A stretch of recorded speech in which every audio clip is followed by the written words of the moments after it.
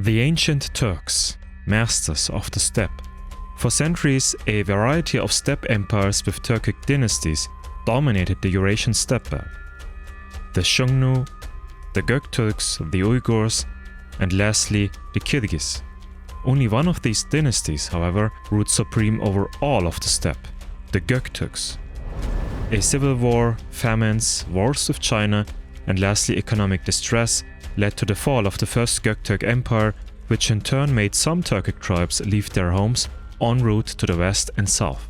The same process took place after the second Göktürk Empire's fall in 745 AD, but this time the political fragmentation of the Turkic world was irreversible. From Europe to Asia, across a distance of thousands of kilometers, new, completely independent Turkic states emerged. Unlike the Göktürks, which had been ruled by the Ashina clan, each of the new ruling dynasties took on new religions and cultural traits from neighboring and subject peoples. The Uyghurs, for example, chose Manichaeism as their state religion, while the Hazars converted to Judaism. But these new kingdoms also waged wars against each other. Then, with the fall of the Uyghurs in 840, a swath of several Turkic tribes that had been part of the Karluks joined forces and created the Kara-Khanid Khaganate, named after its first ruler, Kara-Khan. Having verified Ashina lineage, the Karluks became the Karakhanids and henceforth ruled over most of Central Asia. What makes the Karakhanids special in comparison is their religious affiliation. A century after its foundation, the rulers of the empire converted to Islam. Over time, the local population also became Muslim. Although these conversions had taken a long time and for a certain time affected only certain parts of Karakhanid society, they mark a turning point in history. Because for the first time ever, Turkic rulers, warriors, diplomats, and commoners joined the Islamic world. Now, the gates were open for Turks to not only enter the Middle East, which was by now dominated by the Islamic faith, but also interfere in supranational religious matters in play with the Arabs and Persians, among others. Therefore, it is time that we finally delve into the history of the Karakhanids. We will explore their origins, the exact tribal compositions, their conquests and economy, and their legacy for centuries to come.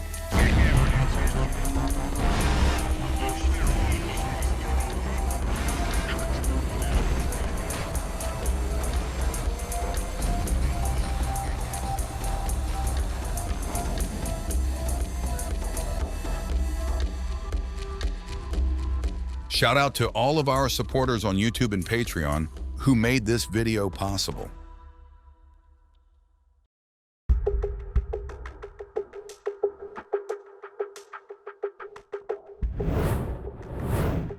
To understand where the Karakhanids came from, we need to look at the era before their ascension. Between the 6th and 9th centuries, various Turkic empires ruled supreme in this area, the Eurasian Steppe belt.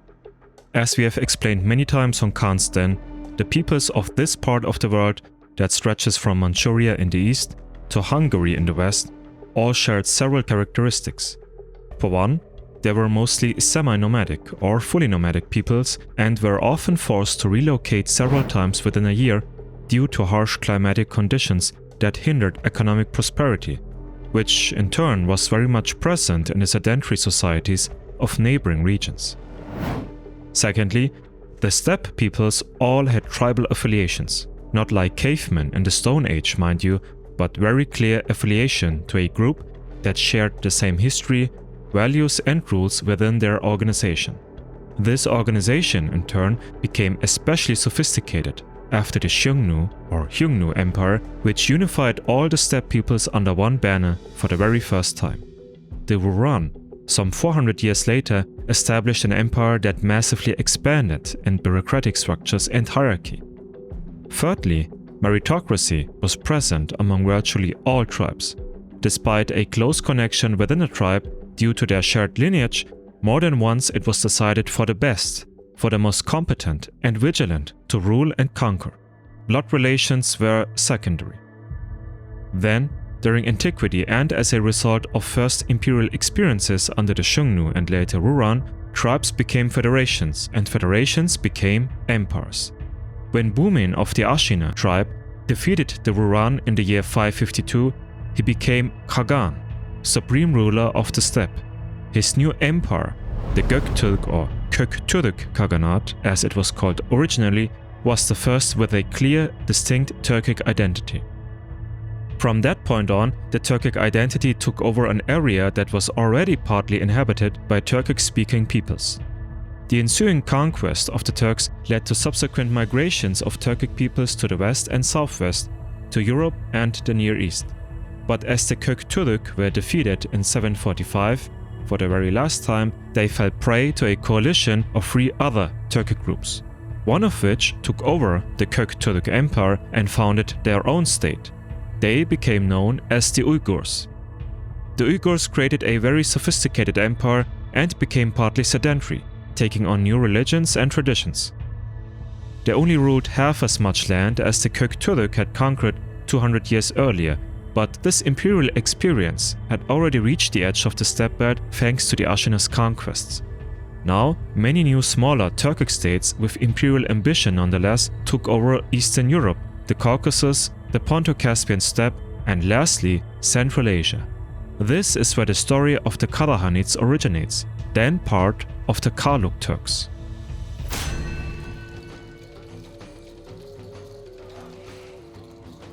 The Karluks can first be attested for the 6th century. This term encompassed mainly 3 Turkic tribes that resided primarily in the region known as Setyusu or Yedisu, the Seven Water region, at Lake Balkhash, which spans parts of present-day Kazakhstan and Kyrgyzstan. In the last video about the Magyars, we mentioned that a certain source attested the old Hungarian script used by the Seklad to have been borrowed by the Bulak.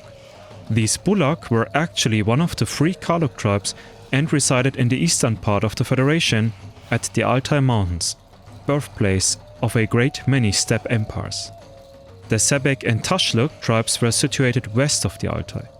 It is likely that the Karluk, as a feasible political entity, formed during the era of the first Göktürk Empire.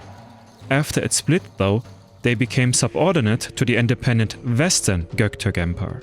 Due to their tribal structure, they were called Üç Karluk, the 3 Karluks.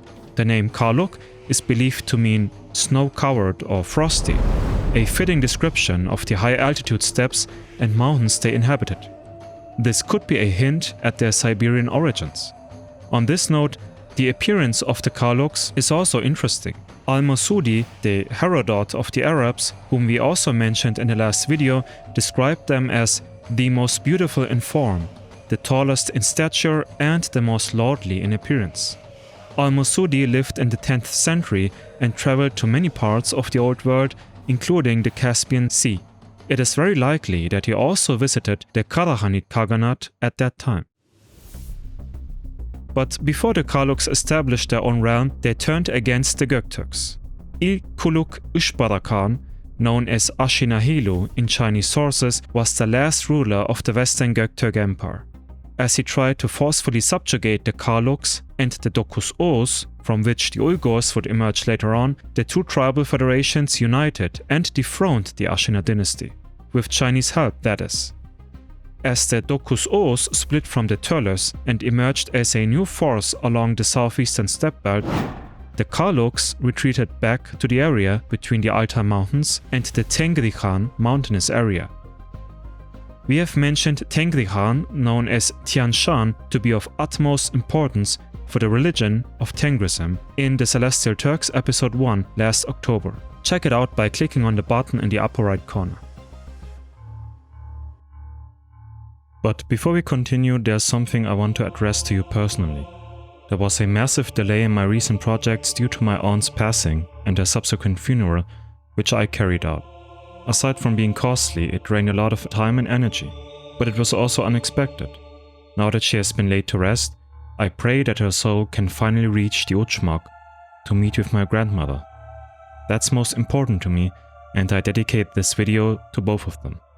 On that note, thank you to today's sponsors, you, the supporters on YouTube membership and on patreon.com. All paid members receive exclusive behind-the-scenes footage, updates and early access to all of my new videos. So after you have finished this video, consider joining either here or on Patreon. My next book, Empire of the Göktürks, is also almost finished, and as announced previously, I have reopened my online merch store. On khanstanshop.com you can purchase various apparel and accessories with texts, symbols and images related to old Turkic history. So whether you're keen on that Bumin Kagan mousepad, the Attila canvas for your wall, or the Gültekin shirt with his name written in Old Turkic, go to khanstanshop.com and purchase your Khanstan merch as you wish. We ship worldwide. With that being said, let's continue with the Karakhanids.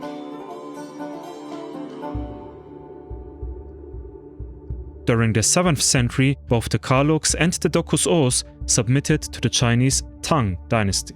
The Karluks, nonetheless, were granted semi-autonomy. Their leaders now bore the title Yapgu, akin to a king. This had once been in use by the Göktürks.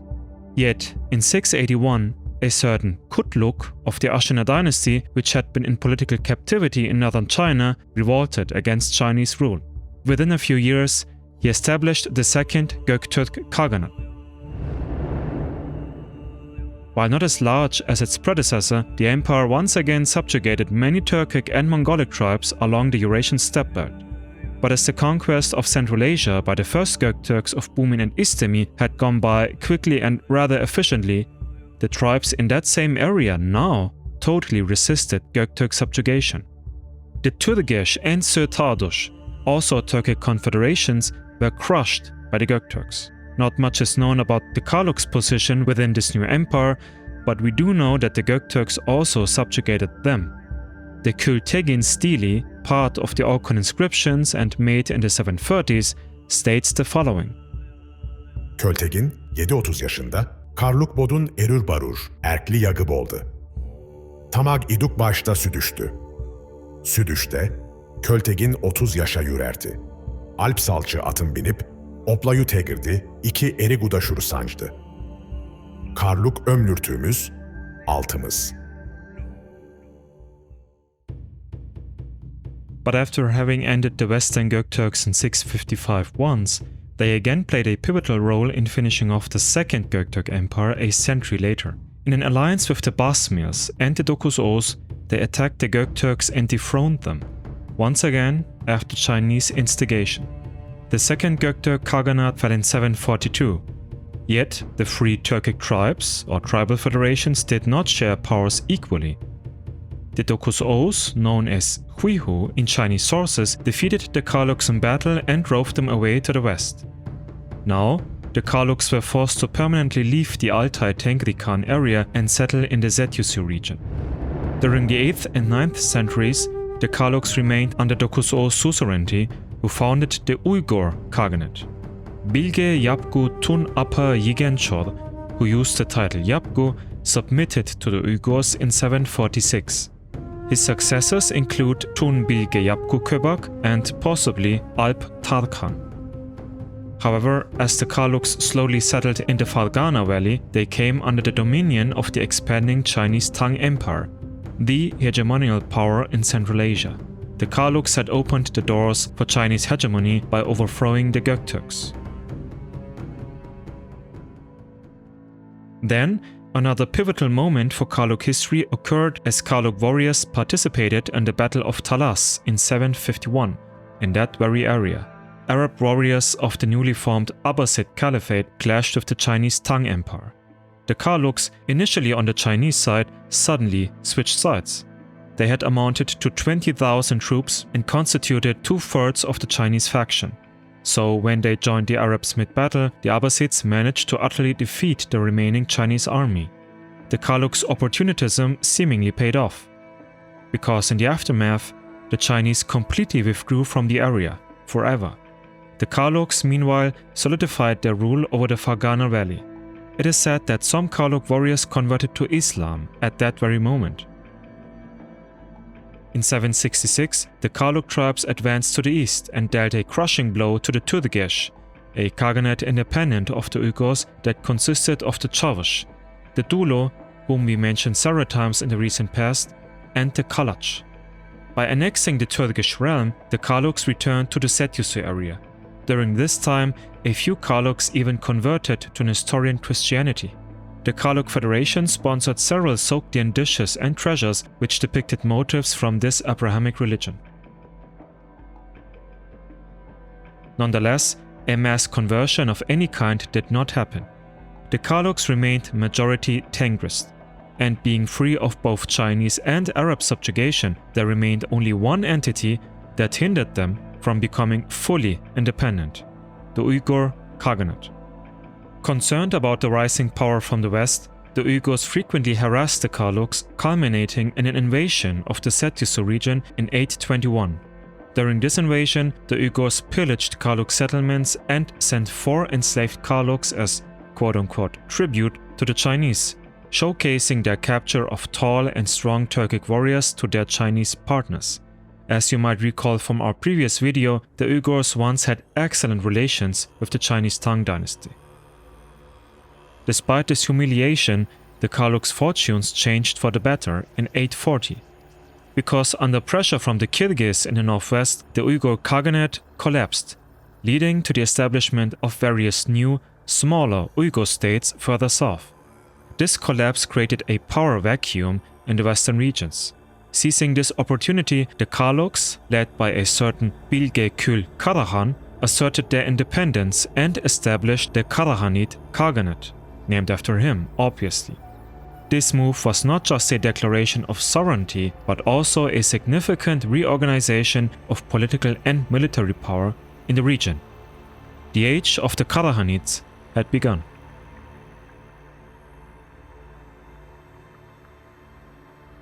As mysterious as the Karluks' origins are, and as action-riddled as their rise to power was, the foundation of the Karakhanid state was rather inconspicuous. It must have been for any spectator too. Yet, it did not go unnoticed. We have access to a variety of sources that provide detailed accounts of the Karakhanid state, its inhabitants, and the geographical and political circumstances of the time. For instance, the 10th century geographical book Hudud al-Alam, meaning regions or limits of the world, offers valuable insights. The anonymous Persian author described the Karluks as near to civilized people, pleasant-tempered and sociable. Their population would have engaged in herding, agriculture and hunting, with their wealth being in sheep, horses and various furs. So basically, the Karakhanids cultivated a semi-nomadic lifestyle that was typical for any Turkic steppe peoples at that time. Further, the Hudud al-Alam delineates their territory as lying between the Dokuz Oğuz country, by which it means the Uyghur Khaganate, in the east, the Yakma Turks, here being named separately from the other Karakhanid tribes in the north, and the Oğuz Turks in the west. According to the Persian author, the Karakhanid territory was prosperous, with many lakes and a moderate climate. With this remark, he most likely referred to the Setyusu, the seven-water region at Lake Balkhash. Interestingly, towns and villages are also mentioned, as well as the fact that some Karluks were not hunters but, in fact, engaged in agriculture.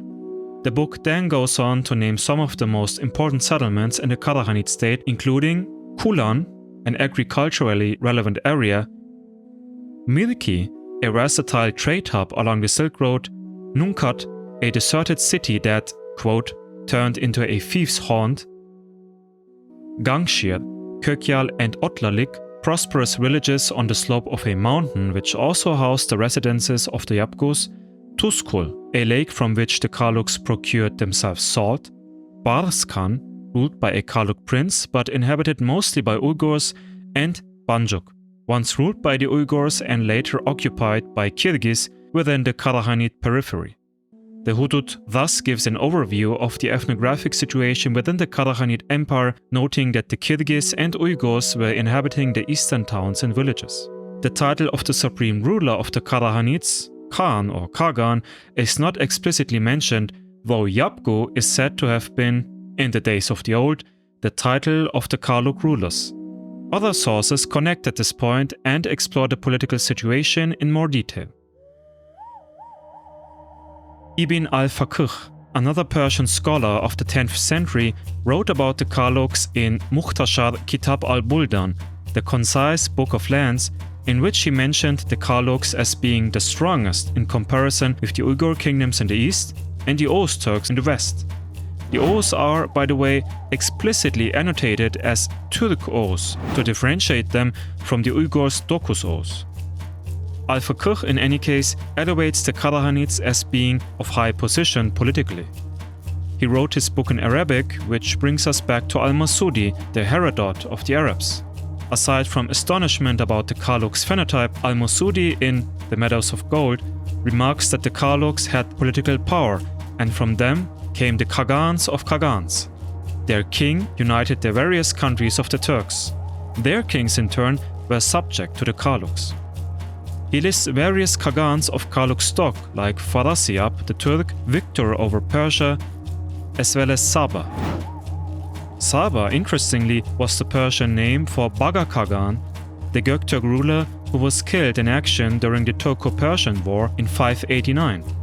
Connecting the Karluks with the Göktürks nearly 3 centuries later certainly helped legitimize their rule to a T and explain their might in comparison to other steppe peoples. So much for the ethnographic and economic overview of the Karakhanid state.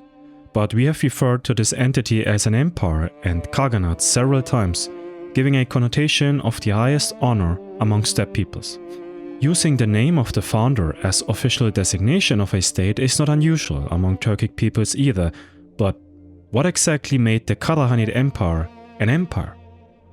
For starters, every empire needs to be ruled by a monarch, and every monarch is supposed to have a residence from which his or her power can emanate. In the case of the steppe peoples, rulers often did not have fixed places of living, but instead traveled with their mobile residences from city to city, from region to region, to take care of administrative business. In the early Middle Ages, most Turkic steppe peoples did possess something that can be called a capital, in the farthest sense, a settlement that included housing and the ruler's residence. This was also the case with the Karakhanids, whose capital was Balasagun. Located 15 kilometers south of the city of Tokmak, near the eastern end of the Chu Valley, which is part of the Tengri Khan system in Kyrgyzstan, it is the crown jewel of present-day Kyrgyzstan and of utmost significance for any historian of steppe history. The city was originally founded by Sogdian people as the main settlement in the Setyusi region, but was quickly overtaken by the Karluks. This region is characterized by its broad, fertile valleys, which are conducive to agriculture, particularly the cultivation of cereals like wheat and barley. The mountains provided protection from outside invasions and a water source, making it an ideal settlement location. Additionally, its position along the Silk Road made it a nexus for cultural and commercial exchange, contributing to its significance and prosperity in late antiquity. As it became the capital of the Karakhanids, their ruler, the Khagan, took residence in Balasagun. Governing the state, he gave titles to members of the royal family. These titles resembled names of animals, a regular occurrence among Turkic peoples. Thus, Aslan, lion, Bura, camel, Tokhan, falcon, Börü, wolf, and Turul, hawk, were given to governors and princes. We have an account of 4 politicians with the names of Arslan Ilik, Bura Ilik, Arslan Tegin, and Bura Tegin. The founder and first ruler was Bilge Kul Karahan, as mentioned. He is also known as Kadirhan. There's very little information left about this near-sacred ruler. It's not even clear to which of the Karluk tribes he belonged to. An Uyghur hypothesis can be ruled out. He did, however, take on the title Khan, or back then Khagan, most likely due to the fall of the Uyghurs. Remember, until 840 the Karluks had been under subjugation by the Uyghurs. Now that the Uyghur Khaganate was gone and the Kyrgyz ruled only loosely along the eastern steppes frontier, other steppe peoples took on the title Khagan to designate their own quest for supreme rule. This unification process was certainly not again accomplished until the advent of Genghis Khan, but the volition was certainly there. Karahan, in any case, did expand the Karluk realm. Now bordering the Oghuz Turks and in part subjugating them, the Karakhanid state became the most dominant political entity in Central Asia. This exemplifies what made the Kara-Khanid Empire an empire, because its rulers asserted influence beyond their own realm. They ruled over other peoples that they integrated into their territory, including other Turkic peoples as well as non-Turkic peoples like the Iranic Sogdians. Lastly, the Karakhanids' borders were not loosely defined but indeed fixed. The rulers established outposts and barracks along the empire's borders, often situated near natural borders like lakes and mountains. This militarization was certainly warranted, as the Karakhanids would engage into warfare quite often. Taking a glance at the map, we can precisely dissect the geopolitical situation of the Kara-Khanid Empire. In the east, it bordered the aforementioned smaller Uyghur entities of the Haeshi Uyghurs and the Idikut Uyghurs. While the Idikut were influenced by both Buddhism and Tocharian culture, the Uyghurs in the Haeshi corridor became predominantly Buddhist in the 9th and 10th centuries. In the northeast, the Kyrgyz ruled supreme over the Orkhon Valley and the Altai Mountains.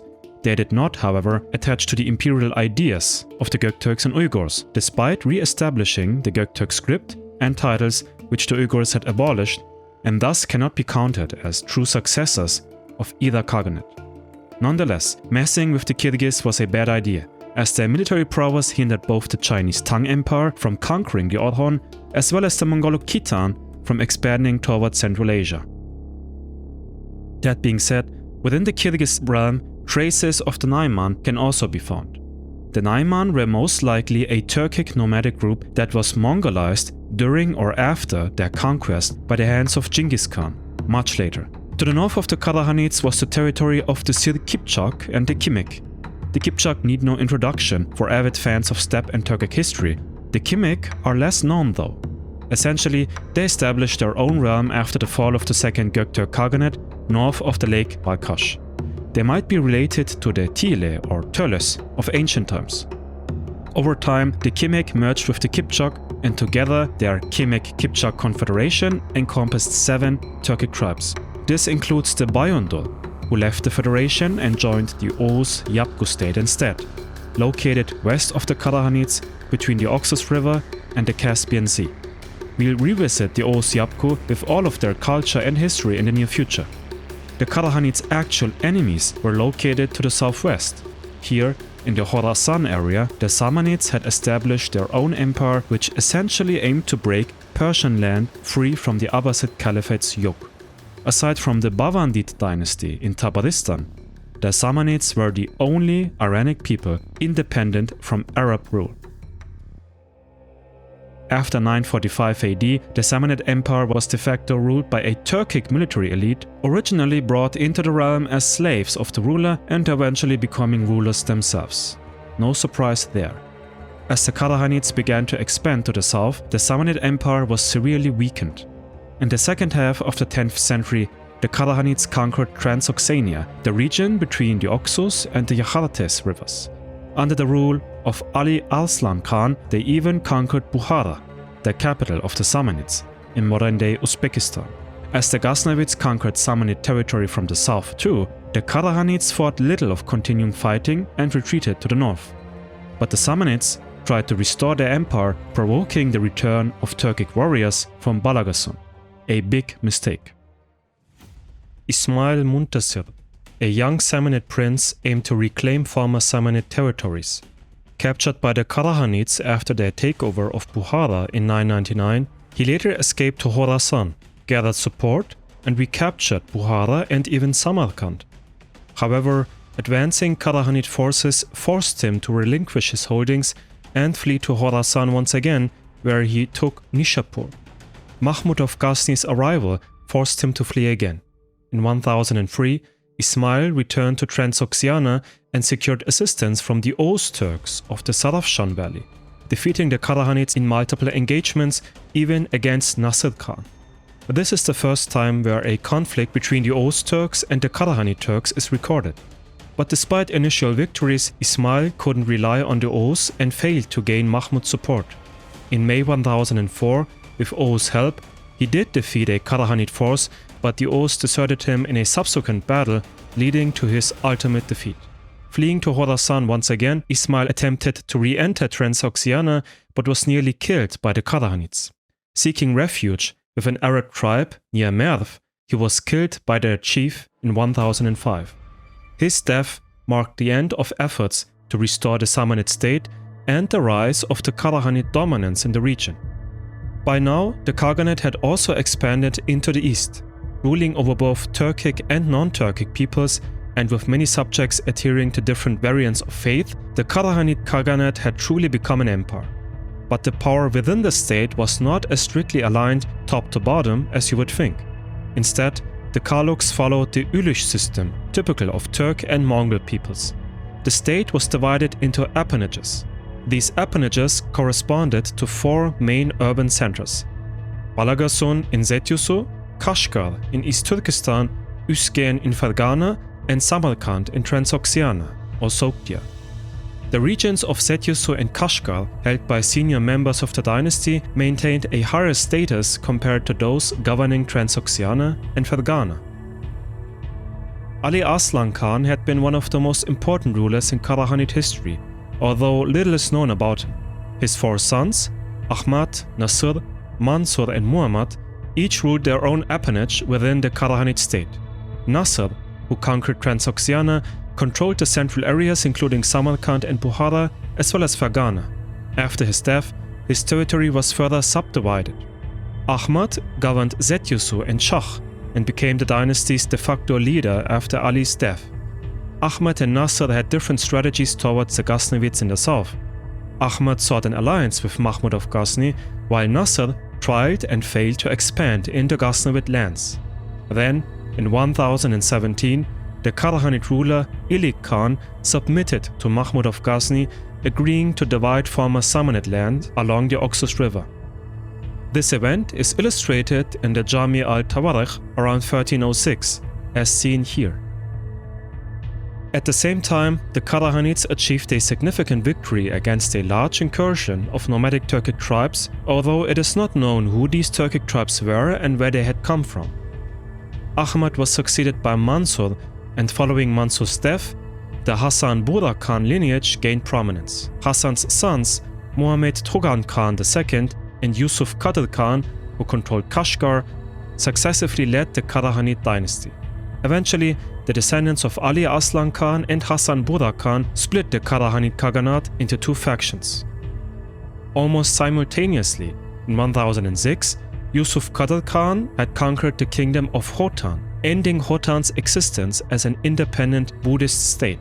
Overall, the Karakhanids extended their lands up to the center of the southern Tarim Basin.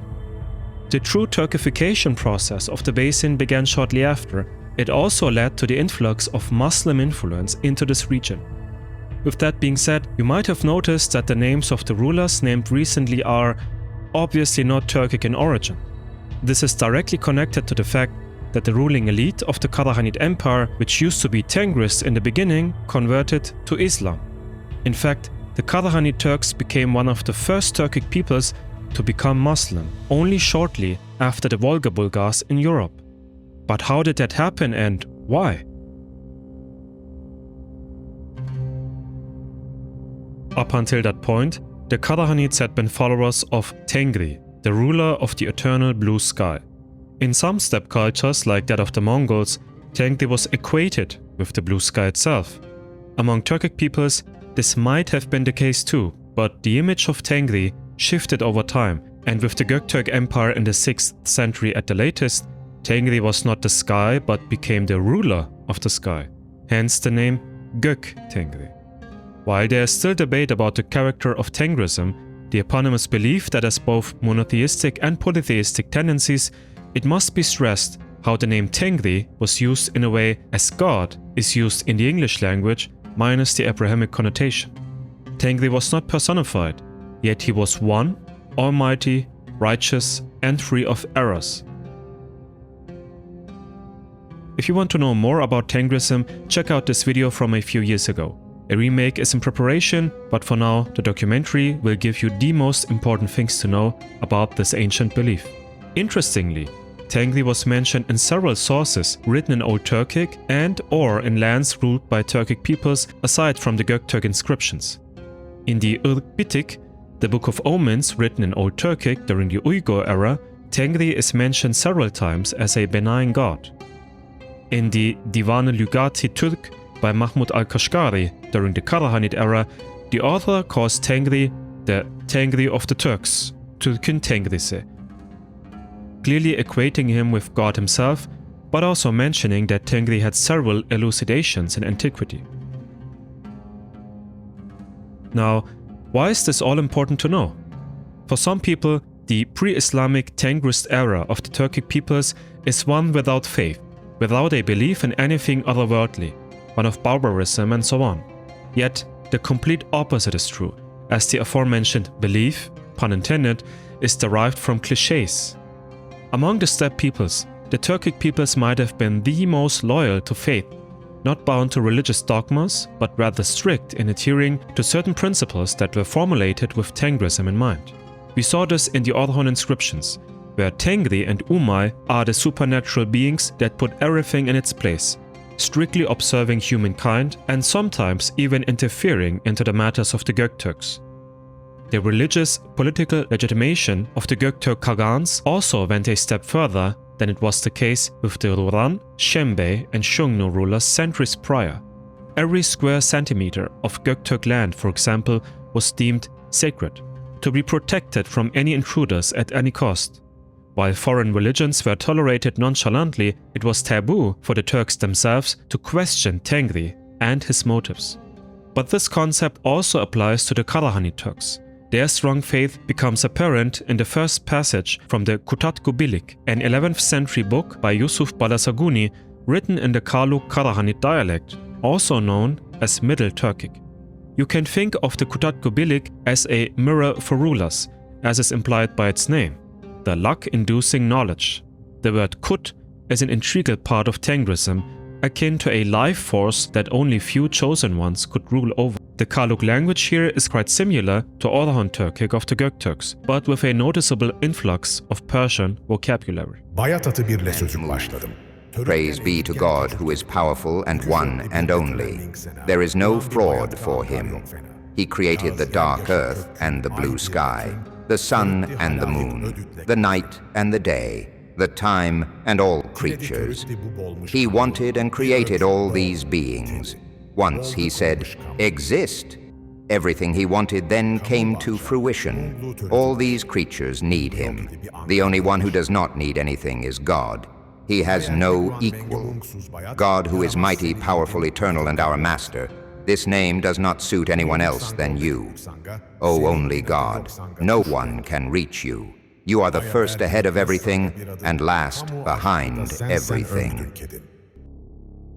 With that in mind, the conversion of the Karakhanids to Islam did have profound geopolitical and even cultural effects in the region. At the center of this process is Sultan Satuk Burakhan, who, as the name implies, was presumably the first Karakhanid to become Muslim. He stemmed from Artush, a city in East Turkestan, so from the eastern Karakhanid frontier, and lost his father at a young age.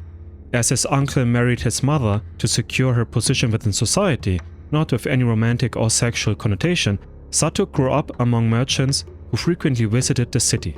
His uncle, Ogulchak, meanwhile became Khan. When Satuk reached the age of 12, he encountered a merchant from the Samanid domain who enlightened him about Islam. This trader was Abu an-Nasr from Bukhara. An-Nasr developed a cordial relationship with Ogulchak Khan too, and was permitted to erect an Islamic place of worship in Artush. Satuk, in his teenage years, frequently visited this location to observe the comings and goings of merchant caravans, many of whom were Muslim. Satuk maintained the secrecy of his religious conversion from his uncle. Upon learning of Satuk's adoption of Islam, the Khan, following counsel from Satuk's mother, commanded him to construct a, presumably Tengrist, temple as a proof of his loyalty to the old beliefs. An-Nasr advised Satuk to outwardly comply with the order to build a temple, but to inwardly intend it as a mosque. Observing Satuk's compliance, the Khan halted the project, convinced that his nephew had not converted. Subsequently, Satuk procured a fatwa, a religious ruling that sanctioned the killing of his uncle. Acting on this, he heinously took Ogulchak's life and proceeded to seize control of Kashgar. At the age of 25, he made himself a Khan and from Kashgar waged wars against non-Muslim neighboring cities. This story is taken from the Tazkirah Burakhan, The Memory of Burakan, a short biography in honor of Satuk and written much later in Chagatai Turkish. Other accounts, like the one from the Ottoman Sufi poet Ahmet Lütfullah in the 18th century, differ in details about Satuk's conversion process. But generally, Satuk is accepted to have been the first Karakhanid ruler to convert to Islam. This massively affected the rest of the Kara-Khanid Empire as he raised his children as Muslims too. Satuk died in 955, and only 5 years later, an event took place that seemingly saw the mass conversion of Turks in the Kara-Khanid Empire from Tengrism to Islam. This was reported by both the Persian philosopher Ibn Miskawayh as well as by the Arab historian Al-Athir. According to them, 200,000 Turkish tens became Muslim in the year 960, implying that 200,000 families converted to Islam. But as several scholars pointed out, this should not be taken literally as one event and rather be understood as a gradual process. It is very likely that both Ibn Miskawayh and Al-Athir, however, had the Karakhanid Turks in mind when writing about this conversion, which perfectly coincides with Satuk's sons spreading Muslim influence along the Khaganat's borders. We should further keep in mind that the adoption of Islam did not mean an immediate or complete abandonment of pre-existing Turkic traditions and practices. Instead, there was a process of syncretism, where elements of Tengrism and local customs were merged with Islamic beliefs and rituals. The conversion process was gradual and likely took place over several generations, similar to other Turkic peoples' conversion to Christianity, Judaism, Buddhism and Manichaeism as well. Even after the conversion to Islam, the Karakhanids never fully adhered to the Arab lifestyle. While the ruling elite began to take Muslim names and later Muslim honorifics, the regnal titles conveying the position of their holders in the dynastic hierarchy remained Turkish: Khan and Kagan, Ilik, Tegin, and so on. Regardless of how the Karakhanids became Muslim, there is one more topic that needs to be addressed here, a bit off topic. In many Turkish circles nowadays, there is talk and speculation about massacres conducted by Arabs on Turkic civilians in the 8th century, which apparently also led to mass conversions to Islam. This supposedly happened during the time of the Second Göktürk Empire and thus long before the Kara-Khanid Empire was even born. The first event is called Massacre of Talkan, which occurred in 719 or 720 when the Arab commander Qutayba ibn Muslim of the Umayyad Empire invaded the region of Fergana in Uzbekistan. Arab sources claim that after conquering the city of Talkan, Qutayba ordered the massacre of all men capable of bearing arms, which allegedly resulted in the deaths of tens of thousands of local, mostly Turkic residents. 4 years later, Qutayba's army was repelled, however, by a Turkic army courtesy of the Turkic Khaganate. The second event was the Chulchan massacre. This is said to have taken place in 737 when another Arab military leader, Nasr ibn Sayyar, attacked the city of Chulchan, possibly modern Tashkent. Arab chronicles record that after conquering the city, Nasr ordered the killing of all men and the enslavement of women and children, purportedly resulting in a massive loss of life. It is clear that the Arab conquests of Central Asia did involve violence, subjugation of local populations, and the imposition of Islam over pre-existing beliefs and practices like Tengrism. The resistance from Turkic groups like the Turkic, but also from non-Turkic groups like the Sogdians, led to brutal reprisals of Arab forces in some instances.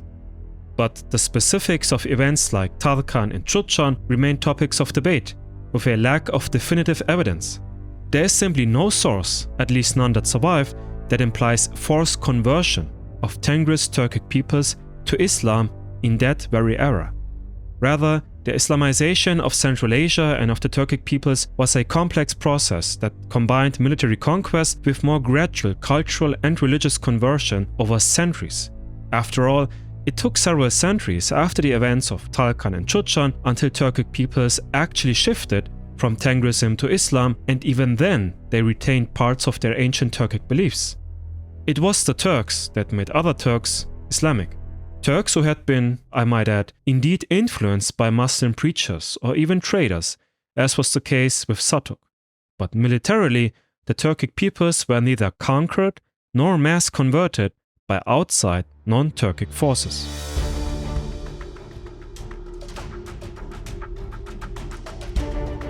The Kara-Khanid Khaganate had reached its territorial apex after defeating the Samanids and arguably entered a golden era. But as implied, it split into western and eastern entities in the year 1040. Ibrahim Tamgaç Khan, known for his Muslim piety, became the first western ruler. Meanwhile, the eastern part experienced stability under Hassan ibn Suleiman. The Karakhanids formed martial alliances with neighboring powers to strengthen their position. But with the fall of the Hazar Khaganate and the subsequent exit of the Turkish Kyrgyz tribe from the Oğuz Yapgu state, a new threat emerged that would end Karakhanid suzerainty. After defeating the Ghaznavids in 1040, the Kyrgyz, as the core dynasty of the Selçuk Empire, set their eyes on the Karakhanid realm. Simultaneously, the ulema, the religious circles in the Karakhanid state, clashed with the ruling elites in the west. They then requested Selçuk help, and the Selçuks invaded Samarkand, making the western Karakhanid rulers their vassals in 1089. Ironically, the Karakhanids had lost to an outside force due to religious disunity caused by their pious circles who had sought political power. It was a blow from the inside. While the eastern Karakhanids remained sovereign, a few decades later they also lost their independence, as the Kara-Hittai emerged from Mongolia and defeated them at the Battle of Katwan in 1141. The eastern Karakhanids then became vassals of the Kara-Hittai, acting as tax collectors even. Interestingly, the Buddhist Kara-Hittai were quite tolerant of the Karluks' Muslim belief and were considered to be benign overlords in general. And ironically, during this era, Kashgar, which had been the home base of the first Muslim Karakhanid ruler Satuk during his conquests, became a safe place for Nestorian Christians in the wider region. The Karakhanids struggled to maintain any power amidst conflicts involving the Khorasan Shahs, the Ghurids and the Kara-Hittai. The last significant western rulers were Ibrahim bin Hussein and his son Uthman or Osman. Karakhanid rule ended when the Khorasan Shahs defeated Uthman and sacked Samarkand around 1212, while the eastern branch fell to the Kara-Hittai around the same time. This was the end of the Karakhanids once and for all. What remained then after 400 years of Karakhanid rule? One of the most important legacies of the Karakhanids was their role in the Islamization of the Turkic peoples in Central Asia. They were the first Turkic imperial dynasty to convert to Islam, which did have a lasting impact on the religious landscape of the region. This conversion, however, was accomplished by force. It is important to stress that it was not an outside force that pressured the Turks into becoming Muslim, but rather their own Turkic kin. Yet, maintaining their ancient Turkic beliefs, which generations of Turks had grown up with, the Karakhanids played a crucial role in developing a unique Turkic Islamic culture, blending Turkic traditions with Islamic principles in a more liberal manner. But their rule also saw the emergence of important Turkic literary works, most notably the Kutatku Bilik, which is considered one of the earliest and most important fully available works of Turkic literature. Significant architectural works, particularly in cities like Bukhara and Samarkand, are also attributed to the Karakhanid period. Some of these structures, such as the Kalyan Minaret in Bukhara and the Buriana Tower in Balasagun, still stand today. Another important but often overlooked or downplayed process was the development of the Turkic languages. The Karluk-style Eastern Middle Turkic was an early form of what would later develop into the Chagatai language, and it was spoken in many cities along the Silk Road. It was even used for the Baburname, written by the legendary Babur himself, founder and ruler of the Mughal Empire in India, as well as for the lost Oğuzname much later. Overall, the Kara-Khanid Empire serves as a transmission bed, connecting the ancient Turkic era with the medieval Turkic era. It saw the consolidation of Turkic culture in Western Central Asia, and with 400 years of state building, lasted longer than most Turkic states in the neighborhood. Fittingly, on a personal note, I see the Karakhanids as our entry from the period of late antiquity, which I have been covering for the last 4 years on Khanstan, to the early and high Middle Ages. Finally, we are about to enter the most important era in all of Turkic history.